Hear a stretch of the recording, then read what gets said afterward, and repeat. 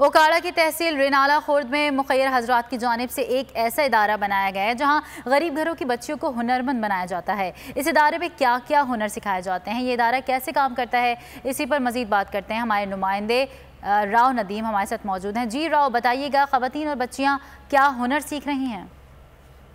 जी बिल्कुल, मुखैर हजरात की जानिब से मुआशरे में हुनरमंद बनाने और बाइज़्ज़त रोज़गार कमाने के हवाले से यहाँ पर एक निजी स्कूल कैंप किया गया है जिसमें कि मुस्तक़िल ख़वातीन और बच्चियों को जो है वो कपड़ों के हवाले से मुकम्मल कटाई, सिलाई, कढ़ाई के जो बिल्कुल फ्री तरबियत दी जा रही है। तो मेरे साथ यहाँ पर इस इदारे की हेड मौजूद, उनसे हम बात करेंगे। मैम, आप बताइएगा आपके मन में ये ख्याल कैसे आया कि ये काम किया जाए? अस्सलाम वालेकुम। सबसे पहले मैं आपकी और आपके अदारे की बेहद शुक्रगुज़ार हूँ जो यहाँ पे तशरीफ़ लेके आए।